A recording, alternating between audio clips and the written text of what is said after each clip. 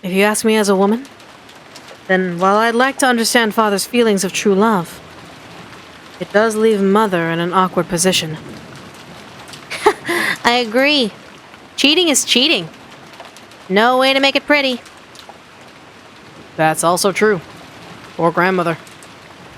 So, is there any story about a child between Beatrice and grandfather? The keyword Beatrice has been hidden in every corner of this case, so it's natural to suspect any relative of Beatrice. No. I have not heard of anything like that. If there had been one, I'm sure he would have given them all his affection in memory of his beloved. Since that didn't happen, and he immersed himself in black magic, maybe we should assume there's no such child.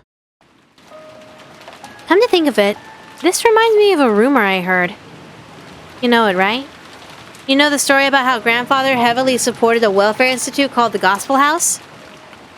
Enough of that. There's nothing more than slander that could desecrate Father. Tell us, Aunt Nazi. Don't you agree we shouldn't hide things from each other? It's a worthless story. Father heavily supported that institute and opened up servant employment positions for them within this house as part of their social studies. Some foolish people started spreading rumors that Father had foul motivations. That is all. At one point, there was a rumor that he was collecting sacrifices for his black magic. And since he was actually doing weird experiments and rituals in his room all the time, I half believed it myself. And who are these servants who came from the Gospel House? There are several, but during the family conference, only Shannon and Cannon were scheduled to be here. To resurrect Beatrice, he summoned servants from the Welfare Institute as sacrifices? After all, everyone that grandfather selected as a servant was young, always about the same age as Cannon or Shannon could.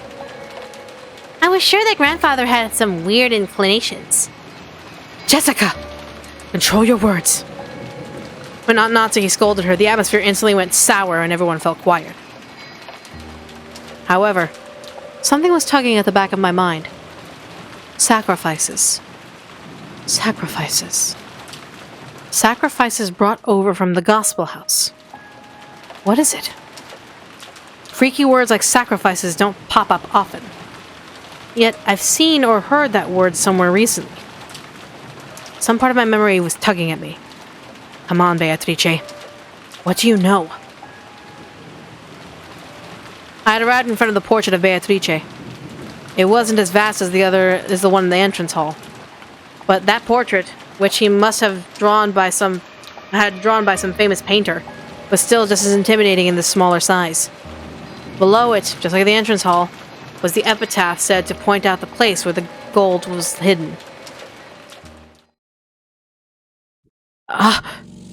Sacrifices. What the hell, Battler? You're creeping me out! Sacrifice. The 6.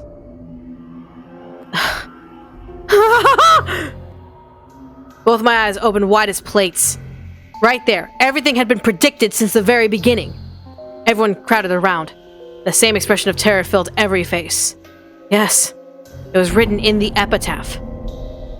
On the first twilight, sacrifice the 6 chosen by the key. There's no doubt. 6 people died at the beginning.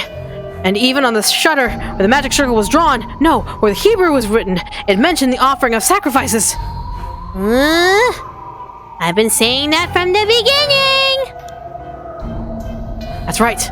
Maria had said it from the very beginning. Right after we found the 6 bodies, when Maria was in the parlor watching TV, she had said it. Killer's not human. Just sacrifices chosen by the key. This has nothing to do with the location of the hidden gold. It's black magic or something, instructions of a resurrection ritual. If I remember right, this epitaph requires a large amount of deaths. Yeah, it sure does. Even reading through it quickly, there'd be 2, 6 plus 2 plus 5. 13 people have to die. How many people are normally on this island? It varies depending on the shifts of the servants, but there's Father and my husband, me and Jessica, and 2 or 3 servants. Today and yesterday there were 5 of them, but there aren't normally that many. Which means that normally, there wouldn't be enough sacrifices to carry out this ritual. No, wait. There's a rumor that Grandfather was collecting servants from the Gospel House to be used as sacrifices in some creepy ritual. So what? He increased the number of servants to increase the number of sacrifices and waited for the annual family conference when even more people would gather?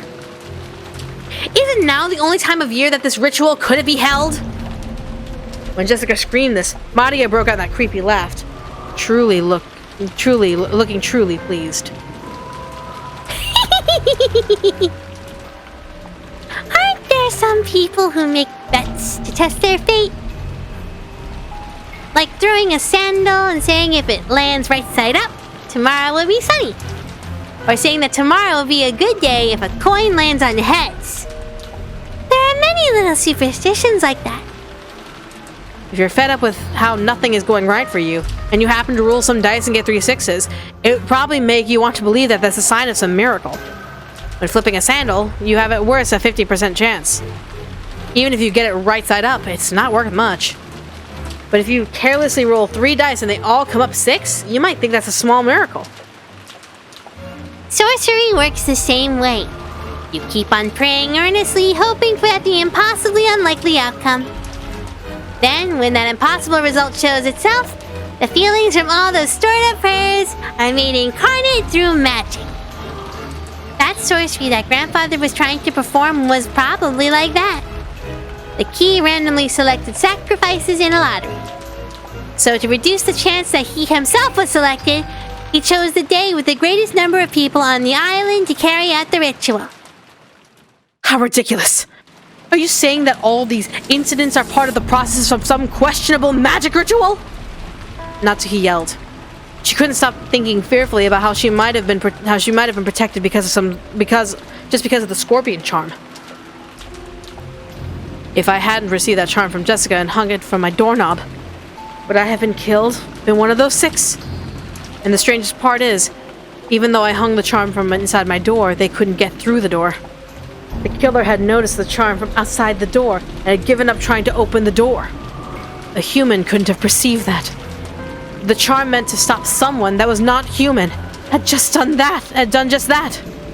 Impossible, impossible, impossible! However, Natsuhi-san, look, the epitaph traces the events that followed. On the second twilight, those who remain shall tear apart the 2 who are close. Could this be talking about Eva-sama and Hideyoshi-sama? Painful as it may be, we must reach that conclusion. And after the culprit killed them, they left the words from the third twilight in the letter here. That's right. After carrying out the second twilight, they left the third twilight in that place. The third twilight is just like Natsuhi just read. On the third twilight, those who remain shall praise my noble name. Now I read it just keeps going on, isn't it? On the fourth twilight, gouge the head and kill. Gouge the head and kill. George Aniki's parents were killed with demons' ice pick gouged into their heads. But if that counted as the second twilight, someone else must be gouged in the head. That's Grandfather. He'd been burned in the incinerator, and our eyes are so drawn to that part that we didn't even notice. But Grandfather's forehead... No, his head had been gouged. Grandfather is the victim of the fourth twilight? Then Kanan-kun!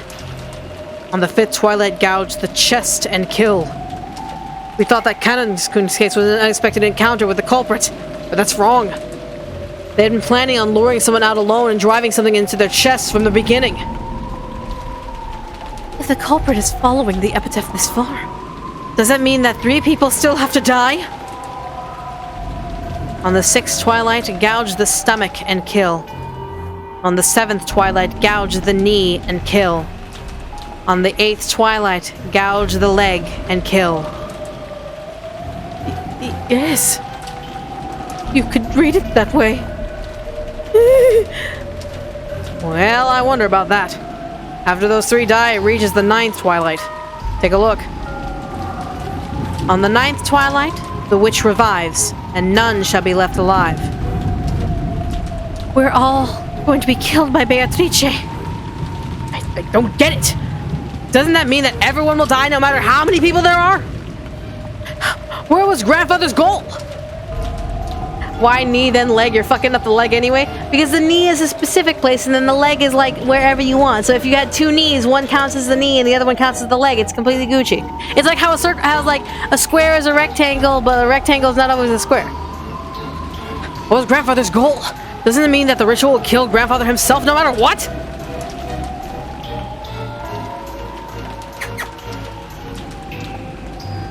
You okay? It doesn't matter that no one's left alive. On the 10th twilight, we finally arrive at the Golden Land. On the 10th twilight, the journey ends, and you shall reach the home of the gold. The witch shall praise the wise and bestow 4 treasures. Grandfather wasn't afraid of something like death. Look at the second and third of the 4 treasures. One resurrects all the dead people's souls. One even revives all the love they possessed. So grandfather believed that he would eventually be revived, even if he died partway through this ritual? Ridiculous, that's insane! When you die, it's over, right? The dead don't come back to life! That's the miracle of humanity that's been chasing after 1,000 years and still hasn't accomplished! So it's gotta be something like this, right? Something like you can revive and meet them in the world after death! If what you say is right, would that mean grandfather, whose remaining life is slim, and who is insane because of love, is committing suicide? No, a massive forced group suicide. Genji? Could that possibility be considered? I do not know. The master is a man who sometimes has the wisdom to see 1,000 years into the future. However, there are times when that appears to be nothing more than madness to commoners such as myself. What? Does that mean yes? What do you say, Kumasawa-san? I don't know anything. No, you can be sure of that. Do you think I would be on this island today if I didn't know? I would have faked an illness or done whatever I could to get a day off. The goodness gracious, yes. What about your opinion, Dr. Nanjo? You've been a grandfather's friend for many years. I feel the same as Genji-san. Kinzo was a man who far surpassed ordinary people. I even felt a sort of inhuman power from him at times.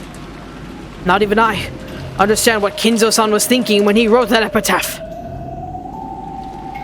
All we can say is that even if the person who created this outline was father, the one who carrying it out is a different person.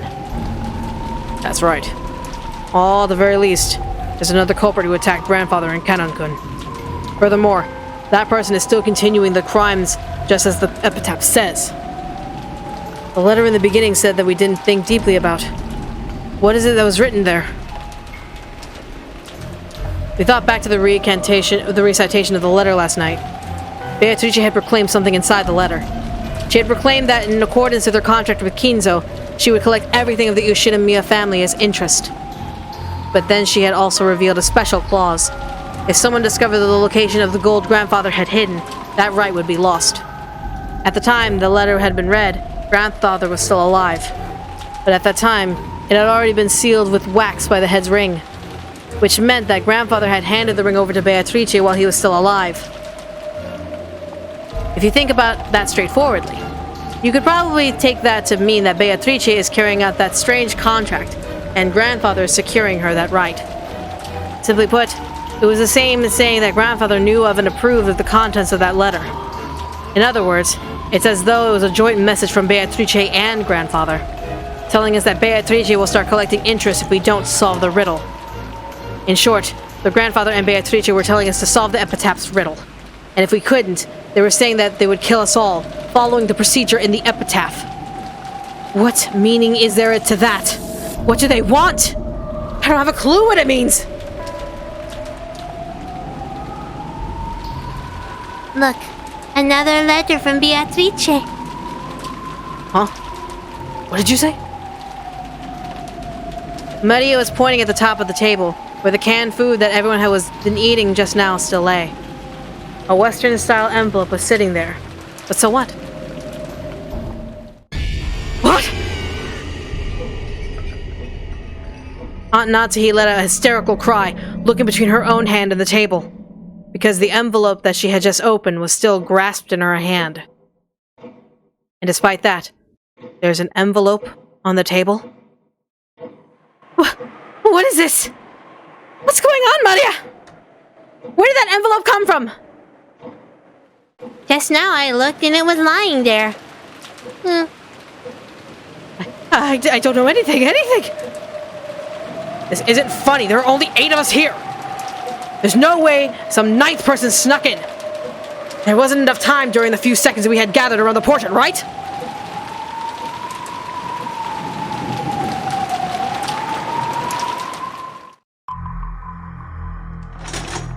Get back! All of you! Back against the wall! Aunt Natsuhi was pointing a rifle at Genji and the others, bellowing at them. Genji-san was overpowered. His face looked like he didn't have a clue what was going on. Of course, I felt the same. But a few moments late, I reached the same conclusion Aunt Natsuhi had.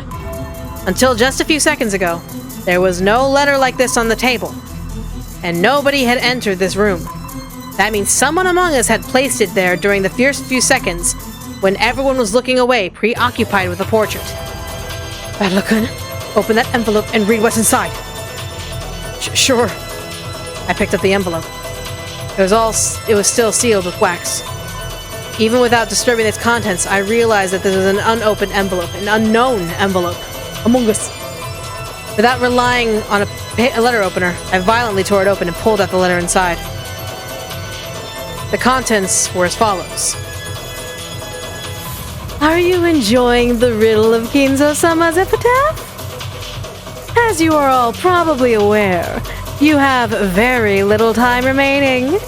Please abandon any naive hopes of escaping after the storm passes. This game can only end with my victory or yours. When time runs out, I will win by default. There will be no ties. Make sure that you do not misunderstand your current situation. That's what it says. It isn't clear who put this letter here. However, I have been able to narrow down the list of suspects. It's all of you! But madam, this is just too horrible. Just before I moved towards the portrait, I set a can of food down there. At that time, there definitely wasn't anything strange as this letter here. And at that time, Jessica, George-kun, and Badler-kun were already in front of the portrait. And they didn't leave the spot in front of the portrait until the letter appeared. So the person who set the letter down is one of you 4.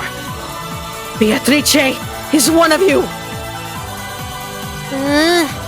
We aren't Beatrice. Beatrice exists. Silence! I don't know whether I should suspect one of you or all of you. But without a doubt, at least one among you is the culprit. That's right! It can't be a 19th person! There's no way witches exist! Even when Kanon-kun was killed! How would be explained if Kumasawa-san was the one who did it? The truth is that Kumasawa-san entered the boiler room with Kanon-kun and killed him! And then she lied, saying that he had fallen when he got there! You're making a mistake, my lady! Why would I do something like that? I don't have the slightest idea how my parents were killed in that locked room. But when they were killed, everyone except the servants had an alibi. The only ones who didn't were the servants. But is it really correct to suspect them? Well, now that you mention it, they do have no alibi for any of the cases, but... Should we really be so quick to make that judgment? But this time, in this room, in this place, in this moment, in this minimally small bit of space and time, it's obvious. Only one of the 4 of them could have set the letter there in our blind spot. We can't tell who put it there, and it's obvious that one of the 4 did it. Natsui-san, please calm yourself. A lot has happened today. I understand the condition your heart is in right now. Dr. Nancho, it truly pains me to call you suspicious. However, as father's personal doctor and his closest friend, you have been by his side for many years. You might know about Beatrice after all. You might know about Beatrice as well. Could you be hiding some kind of old personal connection of his? Of course not! Calm yourself! It was pitiful to watch Dr. Nanjo frantically pleading his innocence. It was probably a normal reaction that anyone would give if they were suspected. Kamisawa was the same. Since Jessica had started suspecting her in the murder of Kanon, she was now totally flustered.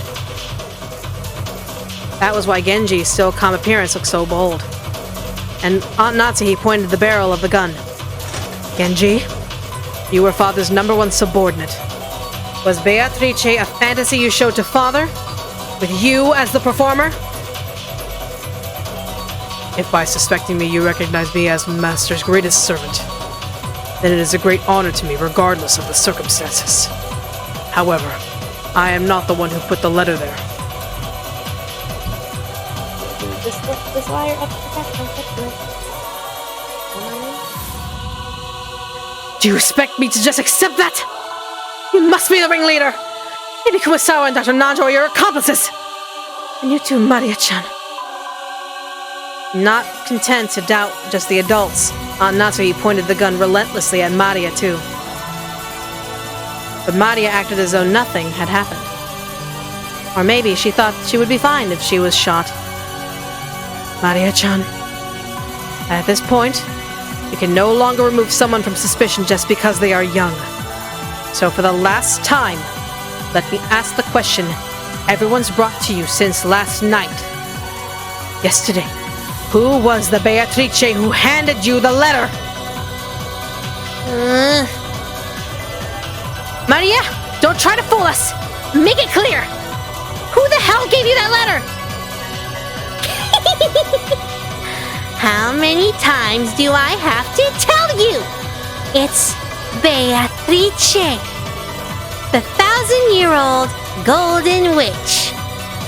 If you want to know what she looks like, just turn around. See? She's right there. Beatrice is.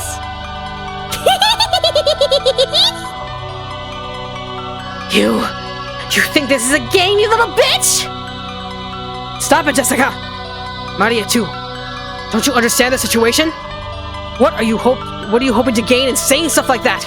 Stop stirring each other up pointlessly! I don't understand. Who do you people want to be the culprit?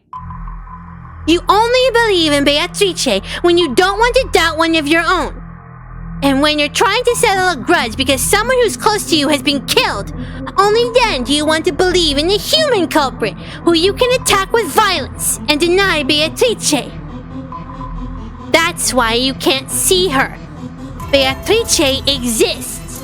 You all can't see her. Silence! I don't want to label you as a culprit, but there is no longer any doubt that you enjoy making the situation unpleasant, serving the interests of the enemy. Then what will you do? Shoot me? I don't mind. Very soon, the door to the Golden Land will be open, and all the dead will be resurrected. Right now, death is nothing to be afraid of.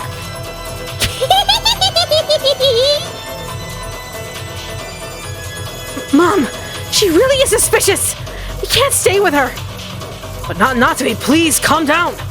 There's no reason to shoot Maria-chan. Please remain composed. The letter was meant to provoke us, but it's nothing to be afraid of. Even the culprit is scared. Scared of tomorrow. Scared of the police. Right now, this island is free from the reach of the law, but that's only because it's isolated by this typhoon. Once the typhoon passes, the law will return. So you mustn't shoot.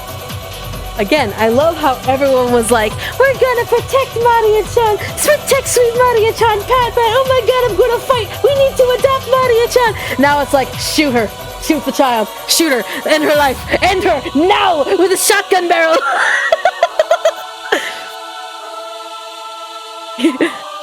How can you stay so calm, Jordan-san? One of us four is the culprit! No, maybe all four of them are working together! How can you stay so calm when all of these four might be the culprit who killed your parents? Even I have a desire to find the culprit and kill them, but that would be simple barbarism. I will leave the judgment of the crimes to the law. So no matter how suspicious they are, you mustn't pull the trigger. I feel the same as George Aniki. Natsui, get a hold of yourself for a second. Anyway, it'd be bad to shoot.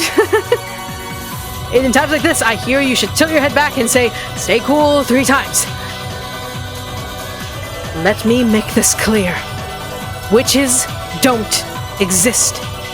Not on Rokkenjima, not in the Ushiramiya mansion. I declare it as Ushiramiya Natsui, representative of the Ushiramiya family. There is no witch here. I won't accept Beatrice. No matter what you're planning, I won't let you lay one finger on my daughter or the rest of them. That's my duty as a mother and a representative to the family. Those words were the final words of farewell that settled everything. To protect her daughter, Aunt Natsuhi would regard any suspicious person as an enemy. The only reason George Aniki and I were standing on this side was because, by coincidence, we had a clear alibi regarding the letter. If I hadn't approached the portrait, I too would have been at the other end of the gun barrel, treated like a criminal. But even though part of me thought that, part of me was thinking that chasing all the suspicious people from this room would finally guarantee our safety. Genji-san, Kumasawa-san, and Dr. Nanjo, all of them were on grandfather's side. You could even say that Maria was on grandfather's side, since she had a blind belief in Beatrice. That's right, they were all suspicious. But is this really alright? Is it really alright for us to fight back against the lawlessness of the witch by throwing out all the suspicious ones without due process?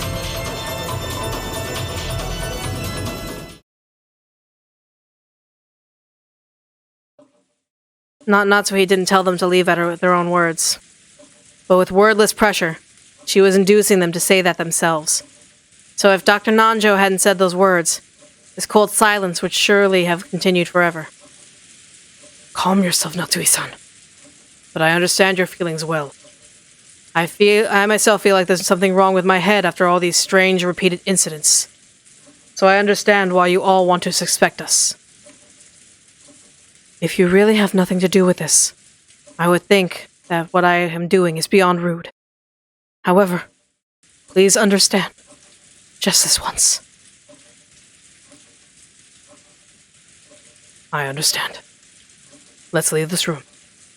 What do you say, Genji-san? Shall we return to the parlor and continue our chess game? If that is what you wish, by all means. I don't want to. That means we'll have to leave this room knowing that the wolf is among us. I don't want to, madam, please forgive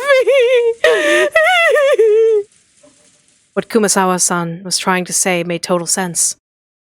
If she was innocent, then she was being ejected into dangerous territory along with the culprit.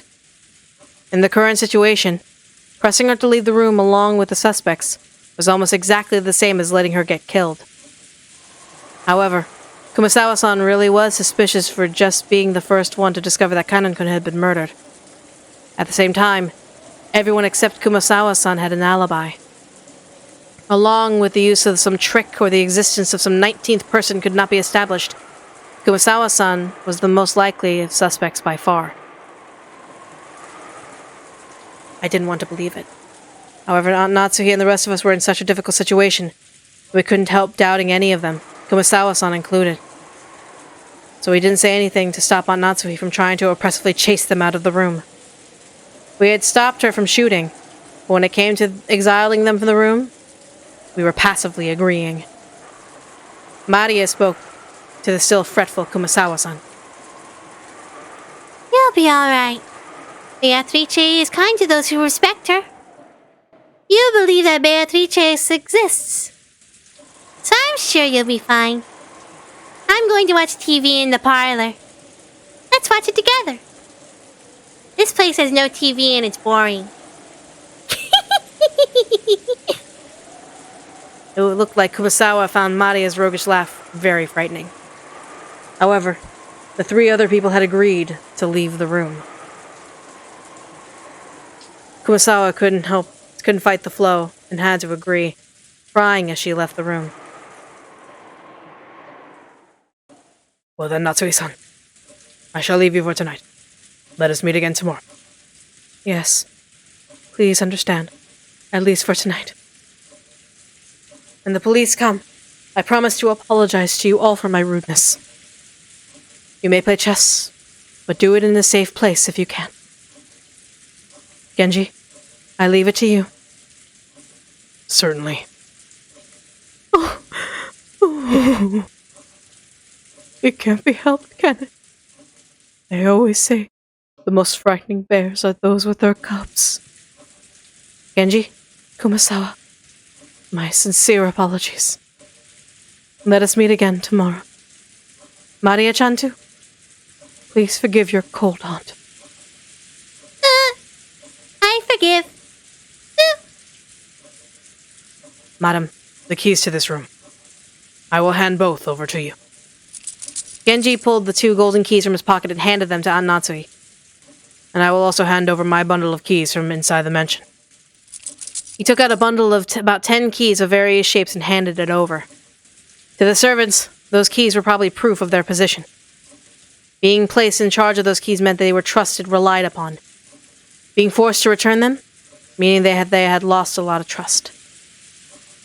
Thinking about it this way, there could have been no greater humiliation for Genji-san, who had served there for all these years. However, his usual indifference expression remained on his face. Genji, I had planned that, after father passed away, I would reward you for your many years of hard work and allow you to retire. And yet, I am treating you like this. It makes me feel ashamed from the bottom of my heart. I have already received the master's favor. Everything I have done until today has been in repayment for that. Please do not worry over it. Well then, shall we, everyone? Good night to you all. Night-night. Battler 2, night-night, Maria. Wait a sec. Guilt made me call Maria back.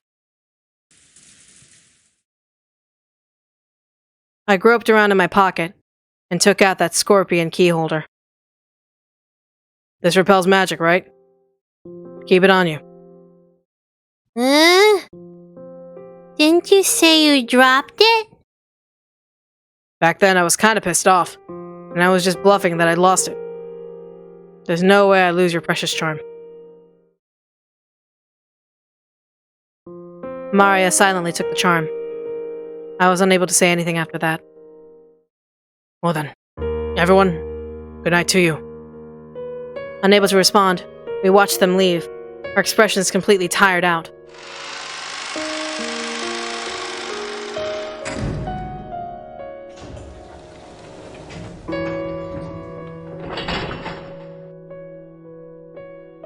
Until the next door closed and we heard the auto lock, we were unable to even draw our next breath.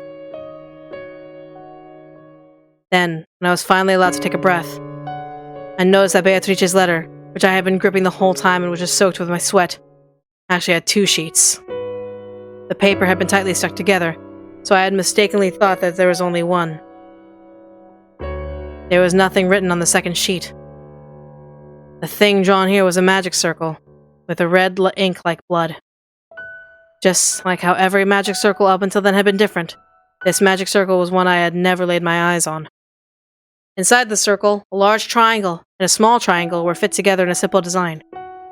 But just as before, there was writing in Hebrew, and it seemed clear that it had some kind of meaning. I wanted to know what this could be, but we had just chased Maria, the only person who could understand the meaning of magic circles, out of the room. I thought of the magic circles as a second set of messages from Beatrice. Oh, you know this one! Yeah, you totally know this one! What if flying thank you so much for the raid! What does this one mean? Damn it! We've chased out all the suspicious people, now that we had all to do is stay barricaded here until the morning. And then, will everything be over? Once the typhoon had passed, when the seagulls cry, will everything be resolved? The letter that had unexpectedly appeared in the study had rejected that naivety. It had made it very clear that if time ran out, it would mean victory for the witch. When time runs out, is the witch planning to take on the offensive? Is she finally planning to display some fearful magic power, maybe something that could have been used to kill all 6 adults at once? Wait, when is time supposed to run out? I don't know anything. Now, we should finally be safe. Finally. Definitely. Even as she said that, Aunt Natsuhi couldn't stop gripping that rifle. There was no release in the tension of her expression. Of course, none of us felt like breathing a sigh of relief yet. At least, not until we could hear the cries of the seagulls once more.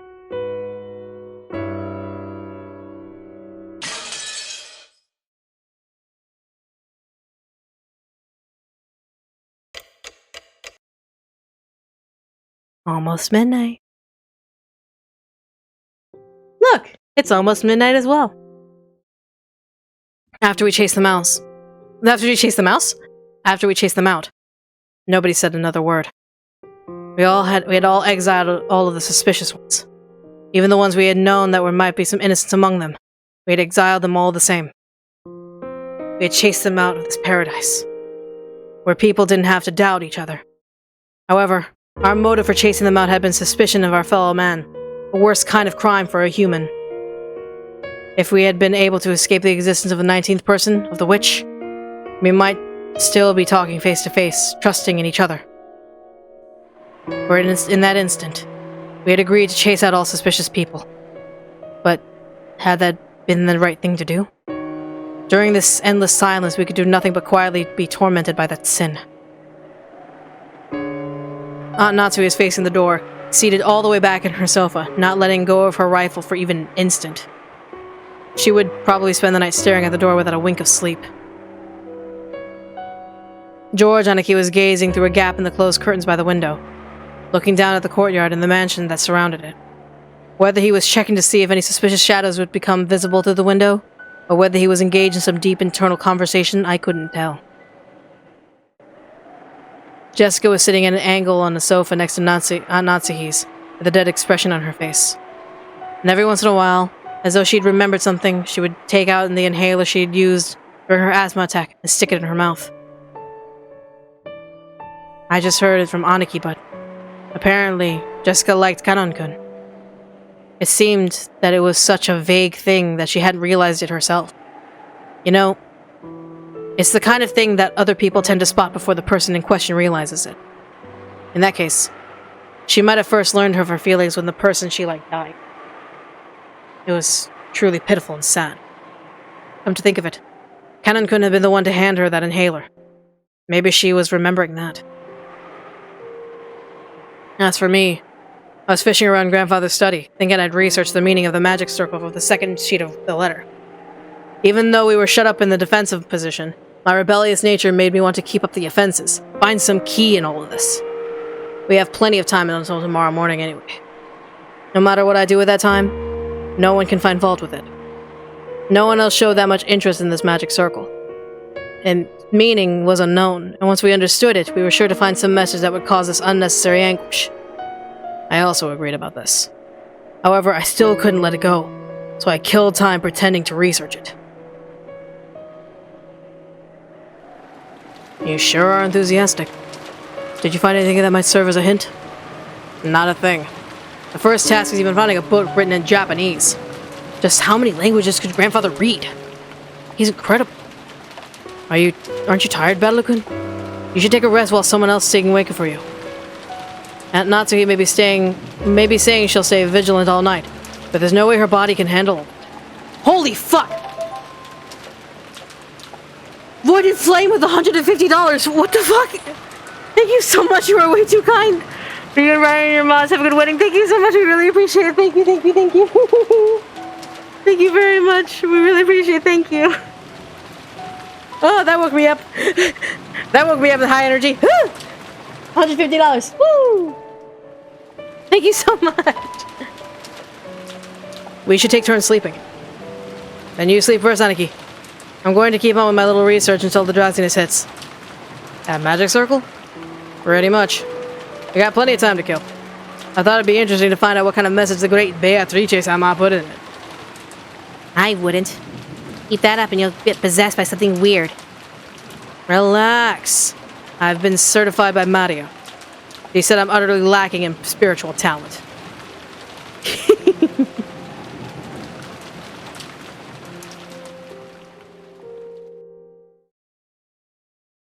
we too cruel to Maria? Jessica, you mustn't think that now. But Mom, if Maria wasn't involved, and the killer's someone totally different, they're obviously gonna go for the easy targets. Lionel, thank you so much for the raid. Really appreciate it. Welcome to Umineko. If you know what Umineko is, shush, you don't.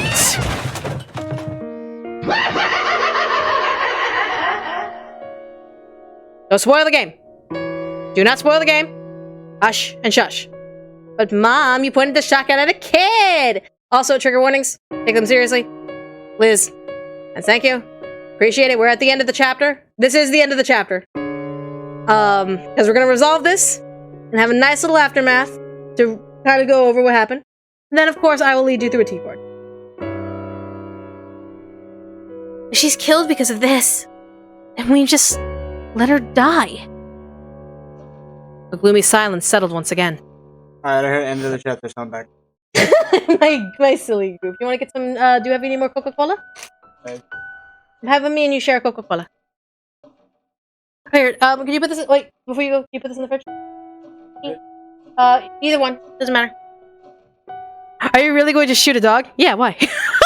Wow! Good. Yeah, in the face, why? Jesus Christ. A gloomy silence settled once again. It looked like Jessica regretted that she let her emotions take hold of her and snapped at Maria. She was always like that. Always acted tough, went too far, and regretted it later. I understand how you feel. But Maria was in close contact with the culprit. And what's worse, she seemed to be taking their side with her endless series of mystifying statements. I am relieved that we chased her out. That's pretty harsh on Natsui. Couldn't it just been the nonsense of a 9-year-old girl? Even I thought I was brazen saying that. I myself had thought Maria was creepy on several occasions today, and had doubted her true nature. But when Maria had been chased out of this room, I couldn't deny that I had felt some relief. If that is the case, then tomorrow I will apologize for what I did. I will take full responsibility for chasing them out of this room.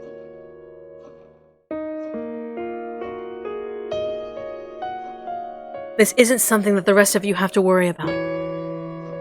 I could feel a tragic determination in Natsui's words. To protect her own daughter, she would resolutely chase out the suspicious ones. And if as a result, she had left to die those people who had the misfortune to be suspected, so be it. She was prepared to take full responsibility. Why does Maria have to keep saying stuff like that? She's bringing about her own ruin. I think that the reason Maria-chan adores witches and magic might be because of Auntie Rosa. Because of Auntie Rosa? What does she have to do with this? I think you might have realized it too, but Maria-chan's real father ran off somewhere a long time ago. Although Auntie's trying to cover it up by saying he's on a foreign business trip. Talking about Rosa-chan's family has become the kind of taboo in the Ushiramiya family. I think Auntie even thought about remarrying.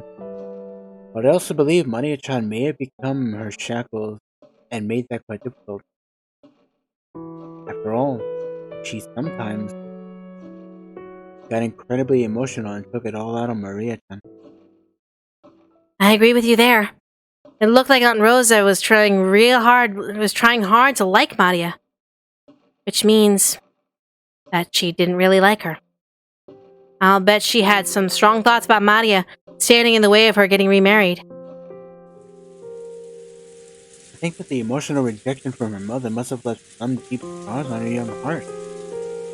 So when she learned about this occult hobby from somewhere, she immersed herself in it so she could fill the holes in her heart. Did you know? To Maria-chan, the image of a witch isn't negative at all. Remember yesterday at the beach when she showed us her notebook? Yeah. Sorry. I was so used to reading it myself, sorry. You're so cute. Yeah. It was full of all those fun-looking scribbles. Yesterday when we had doubted the witch down by the beach, Maria had gotten all riled up and started explaining about witches. Wait, that was yesterday? Yep. God damn, that did not feel like it. Right? And not one of the pages had shown a picture of an ugly witch. They were all brightly colored, beautiful, cute witches who looked like they were having fun. There was absolutely nothing sinister about them, like a boy might have imagined. They were beings adorned with beautiful dresses who could grant anyone's dreams with their mysterious magic who made everyone happy. The sorrow of not being loved by her mother. Had Madia sought salvation from the witches as beings who could save her from that sorrow and make her happy? Someday a witch could come and use her wonderful magic would bring Madia happiness. Isn't a single mom kind of taboo in Japan? Yes, it actually is. It's a major taboo. It's one of those things that, especially back then, made you unmarriable. You could not get married with a kid. At all. Like, was that just a societal thing, or was it? It's like a societal thing. Basically, it's like, what did you do to piss off your man that much that he left you with a kid? He left you. Basically, you are some sort of slut or a whore that is not worthy of having a husband. Yeah, and it's not like it could have been the husband's fault or anything like that. Misogynistic country. Even though she believed that, as she grew older, she had to face reality as her fleeting dreams were sliced to ribbons one by one. If she died, if he had just died, then of course, like, people would have a lot more respect for that, because no one, like, it basically it would be widowed. Essentially, it would be a widowed state. But if he ran off and people knew that he ran off, then it would be kind of a thing. And you really can't kind of hide that. You can't just lie and say, oh, who's the dad? Oh, he died. Totally. Oh, who was he? Where's his gravestone? You can't lie like that one. So, in front of a girl like that, something claiming to be a witch of Rokonjima appeared and whispered that she could take Madia to the Golden Land, where Madia could be happy. I think it's time I confess what's in my heart. Maybe throwing out Maria-chan? No. Genji-san and the rest too. Probably the wrong thing to do. I do feel guilty. Since Jessica had been the one to face them and slam them with words of rejection. Nice, George-sama. Nice, George Nisan. Her conscience must be tormenting her a lot right now. Then how do you explain that letter? No one could have said it there except the 4 people standing behind me. I was able to see that quite clearly with my own eyes. If those people are innocent, how was that letter placed there, in a locked room, with 8 people in it? That's just it. When you put it that way, those 4 really do seem suspicious. But that's no goddamn good. Yeah, no goddamn good at all. What good? What is? Right. It might not be worth anything anymore.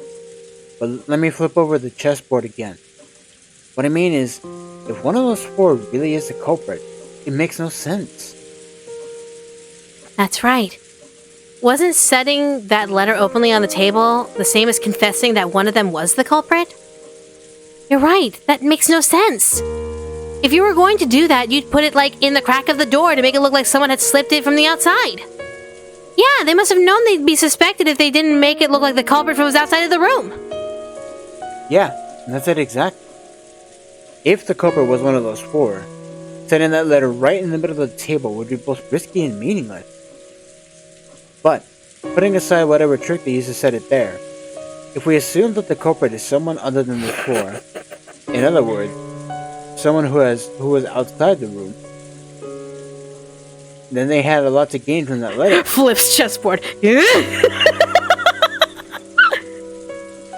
Stop that, Battle-kun. At this point, that issue is insignificant. Aunt Natsui quickly guessed what I was getting at. No, she probably had thought of it long before I had and simply held her tongue. If the culprit... Oh, sorry. I thought it was Natsui. If the culprit was outside the room, then once we shut ourselves up in a locked room where the culprit couldn't touch us, it was all over for them.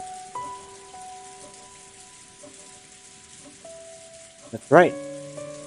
It's the same as the theory I proposed about how grandfather disappeared from this room, isn't it?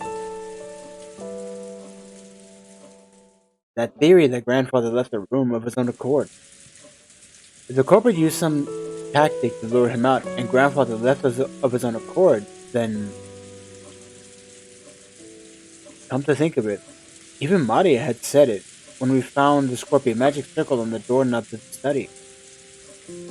Beatrice couldn't get through this door, but she might be able to induce someone to leave of their own accord. In that case, would that mean we fell for the culprit's trap completely? And sent out some potential new sacrifices? Genji and the rest aren't fools. If they desire to protect themselves, they would quickly think of the next safest place after this room. They are surely hiding themselves there. Aunt Natsu hadn't answered the question. She herself had... Fuck her. I love you. She herself realized that if the culprit wasn't in that group, that letter could have easily been a trap. However, it wasn't worth the risk of calling back the people she had once thrown out. To Aunt Natsu, right now, her greatest and only duty was to protect the children. And to that end, she was thinking, a few sacrifices may be an unfortunate necessity. Hey, Aunt Natsuhi, let me ask something a little different, right? If, by coincidence, Jessica had also been standing behind you at that time, would you have chased Jessica from the room too? Sure, there may have been a degree of cruelty to it, but as a mother, you thought you should protect your daughter no matter what. And it was out of that duty that you sent them out, fully aware you'd eventually be held responsible for it. I'm not trying to criticize you for it or anything. I was just thinking about what a great mother Jessica had. Yes.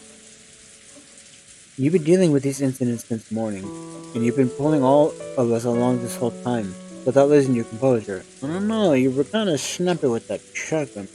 I mean, wouldn't you? If, like, someone was threatening to kill your family? I mean, I would. I'd be like, get the fuck out! We don't know that. Yeah. If you had been as confused as the rest of us, every last one of us may have been in the culprit's grasp by now. So I think that we all have to thank you. Thank you. So what you're trying to say is this, right? You want her to act as Maria's mother too? I always thought of Maria as a real little sister and adored her. And yet, a bunch of things happened, we got a bit confused. And I said a lot of mean things to her and hurt her. Mom, please. Let's stay with Maria. No, with everyone. There was no culprit among us. Why can't the culprit behind all this just be the witch Beatrice? So let's just stop doubting each other. Aunt Natsuhi closed her eyes for a short while. Was she coping with her throbbing headache again? Or was she thinking of something? Jessica, you are my precious daughter. The daughter I was finally blessed with a whole 12 years after I married my husband. I would become the worst kind of demon to protect you. That was some pretty strong language at the end there. She realized very well that these were only words, but even so, she was strongly resolved to protect her daughter even if she had to become a demon. But that was because she was tormented by guilt. Today had been long. So many things had happened in one day, and we had been put under such pressure. I wonder if we have the right to greet tomorrow the way we are now. There it is. Found it. It's this magic circle. Within the books I had been constantly flipping through, I had finally found the same magic circle that had been drawn on the second sheet of paper, on the letter. George Aniki peered into it as well. The magic circle's name was the Third Magic Circle of Mars. The Hebrew written on it was from the Old Testament's book of Psalms, Psalm 77, verse 13. What God is so great as our God? The meaning of the magic circle was discord. It agitates internal divisions and causes the enemy to bring about their own downfall. Whoa. Seriously? could it be the more fitting way to describe our current situation and mental state? We couldn't help but be stunned to silence. So, this letter was a trap? How they put it here? There wasn't anyone in this room except for us 8! Anyway, let's ignore how they got in here for now. The culprit was after just one thing. They wanted to spread the seed of doubt inside this impregnable study and use us to throw the sacrificial sheep out. Sorry, I know, I'm sorry. I'm trying to get this to the end as fast as I can. I'm so sorry. Keep on. In that case, what they're after is the people who went out of the room. Mom, what should we do? Those 4 are in danger! it wasn't surprising that Natsuki remained unpleasantly silent. Even if this was all a trap by the culprit, even if the 4 who had been chased out of the room were in danger, it had nothing to do with the safety of the 4 people in here. And there was no way to prove the innocence of the 4 people that we had kicked out. If we were willing to let them die, then we shouldn't leave this room no matter what. That way was the safest. Just then, all of a sudden, a piercing sound of a phone rang through the room. It was the antique extension phone that was set on Grandfather's study desk. It had started ringing right as we began this conversation. It was only natural that we would think it was an SOS from the others we had kicked out. But then Natsuki spoke. How can the telephone be? It should be broken down and unusable. That doesn't matter. It's that's Mari and the others calling for help. If the problems with the phones, if the problem with the phones is the culprit work in the first place, then this phone call is more than likely. With that one sentence, the ring of the phone, which had sounded like a scream for help, started to sound like a ghastly summons from an unknown person. Natsuki hesitated over whether to pick up the receiver. Let's take it, Auntie. The phones might have been fixed for some reason. It could still be an urgent call from Mari-chan and the rest. That's right! And on the right slight chance it gives a call from the killer, bring it on! Let them freaking talk! It's just a phone call. No matter what they babble through the receiver, it's not like it's gonna hurt you. If you won't pick it up, I will. I will take it. Hello? I stretched out my hand to take the receiver, but Aunt Natsuki picked it up first to say she had it under control. We all held our breath, trying to figure out who the person on the other end of the phone was. But for a while, Aunt Natsuki just kept saying hello. Silent phone call? There's no way Mari and the others would do something so creepy. Which means, this phone call, might it possibly really? Natsuki stopped repeating hello and strained her ears, because she thought she heard something far away on the other end of the receiver. What was it? Huh? Is someone singing? What do you mean, singing? I don't know. Mainly from the other end of the phone, I can hear someone singing. I wonder what it could be. Give it here for a sec. Hello?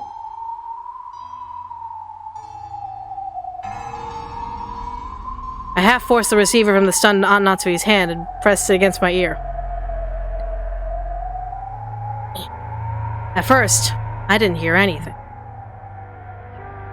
But because I had been told about it beforehand, I noticed. Not in a quiet voice, but rather far away from the receiver. I could hear a girl singing a song. The voice sounded like Maria's, but that just made the situation even more inexplicable. At the very least, the one who made the phone call hadn't been Maria. After all, Maria was singing some song far away from the receiver. In that case, the one who made that phone call should have been Genji-san, Kumasawa-san, or Dr. Nanja. And yet, they weren't saying anything. Why? For what reason? Who was the person who made this phone call? Hey! Hello? Who is it? Answer me! Is that Maria singing? Answer me! But what's going on? What is it? I don't know. All I can say is this is probably a trap and Maria's in trouble. Aunt Natsuki took the receiver again, but after calling into it several more times, she realized she wasn't getting anywhere and hung up. She then dialed quickly and clicked her tongue. Alright, if the phones were back, we would be able to reach the police. But judging by her reaction, the outside line still wouldn't connect. Let's go. Even if we know it might be a trap, we have to go. Yeah, absolutely. Jessica, Aunt Natsuki, stay here.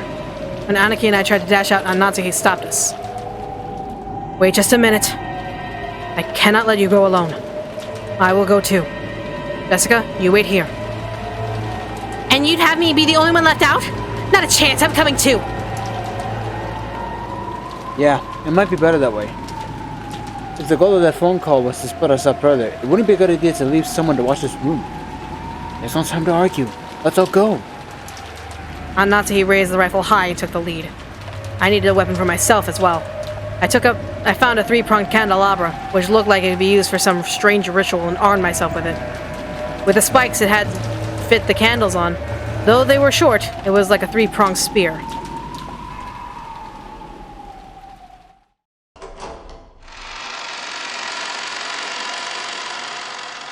And the 4 of us left the study.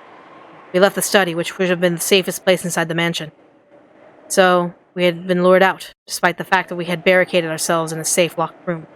And perhaps we were even repeating exactly the same series of events that led to Grandfather disappearing from...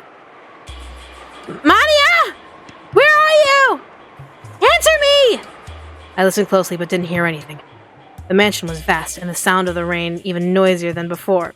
Are you shaking my head like a maraca? Yes, you are. If the passing typhoon was making the last stand. He's shaking my head like a maraca, guys. Maria-chan said that she wanted to watch TV in the parlor, right? Let's try going downstairs. Yes. Good idea. Everyone, be mindful of your surroundings. Yeah.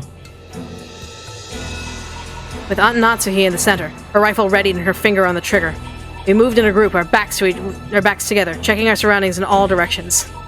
Just imagining like a circle of people just looking around. As though the power of that magic circle designed to spread discord had brought it all into being. We split up.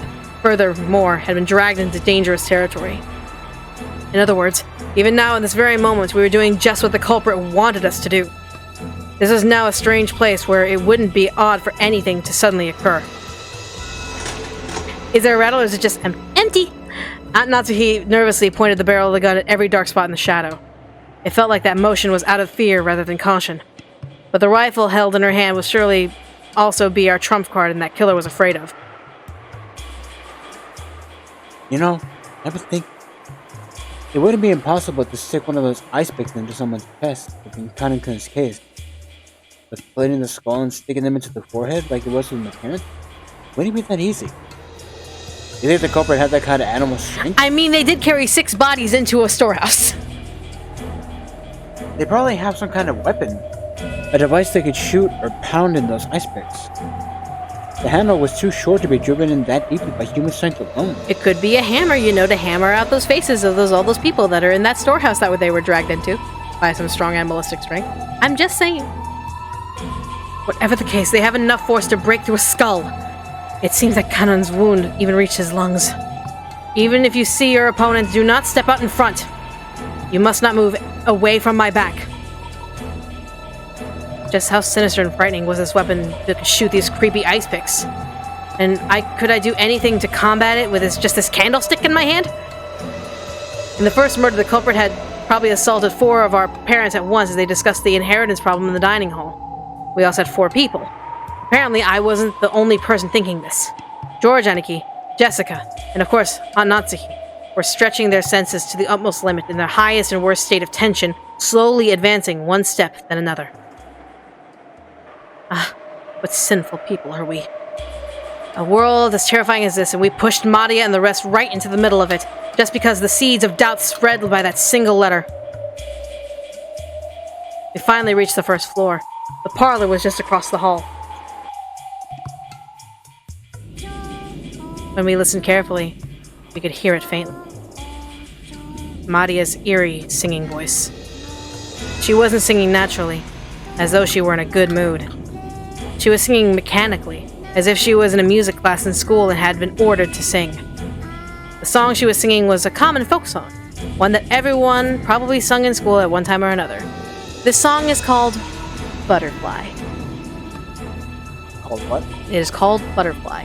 It is actually a children's song that you learn in Japanese elementary school classes. But why? In the middle of the night, alone, with all her heart, over and over. Why?